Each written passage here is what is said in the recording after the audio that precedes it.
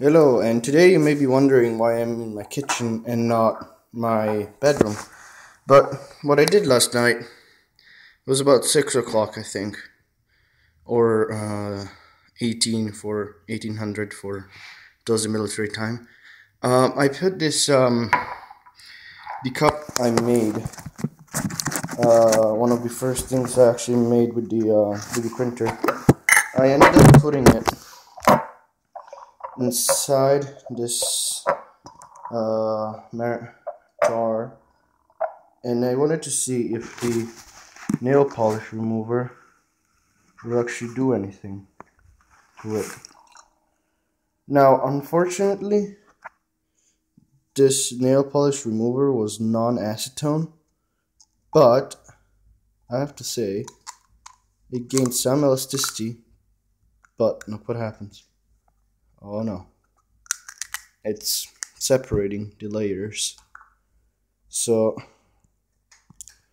but other than that structural failure right there, seems really flexible for PLA, as you can see. Like, you wouldn't expect PLA to be like this, I think. So what I did, I think it was about from 6 o'clock till it's 9:30. I woke up about an hour ago, so that's a good, pretty much a night. Yeah, more than 12 hours almost.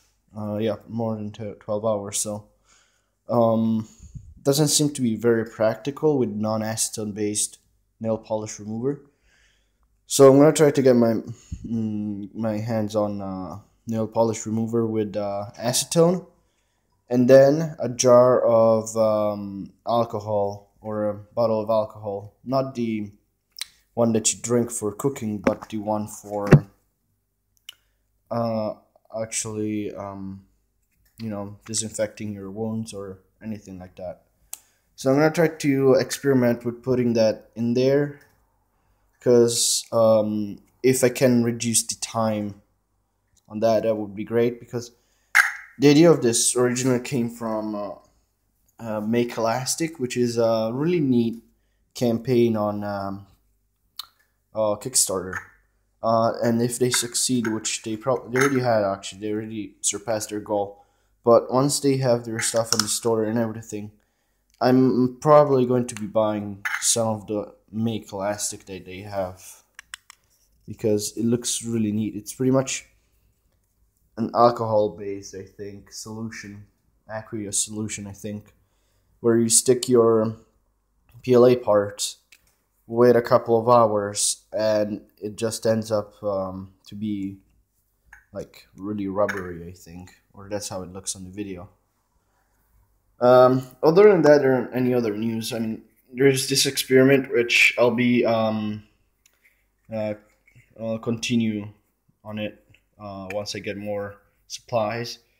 But other than that, actually, if we go upstairs, I have a few I made 2 new cases, as you can see here. So I'm printing a new one that says Cape, because my school is Cape Elizabeth. So this one, designed it myself last night, printed it, came out pretty neat. I have to say, all the squares are clean inside, so it's good, because I lowered the retraction speed on the extruder from 40 millimeters per second to 20, so I went half of it. The prints are a bit slower because of that, but at least I reduced the risk of pretty much destroying the filament in there. I also reduced the tension on that screw, which helped a bit. Other than that, no more changes on the printer. And then I made this one. What I did, actually, I wanted to just have triangles here intersecting around and breaking each other's, but I couldn't find a triangle feature on Rhino, so all I used pyramid feature. But as you can see, the printer was able to actually have the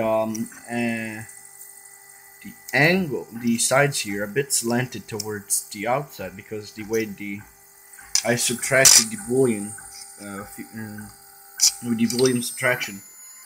That's how I placed the pyramids, and then I subtracted it inside Rhino, and apparently left a feature like this, and the printer was actually able to pick it up and duplicate it, which is pretty neat.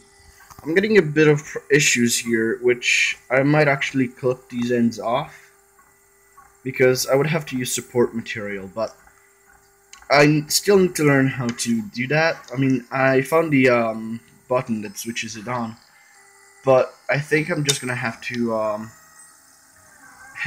add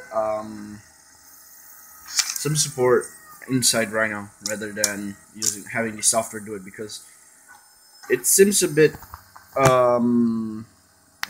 iffy, I guess, the slicer when you do that, because it just adds dots, and that slows the printer a lot because it makes this go back and forth a lot, and I don't want to do that.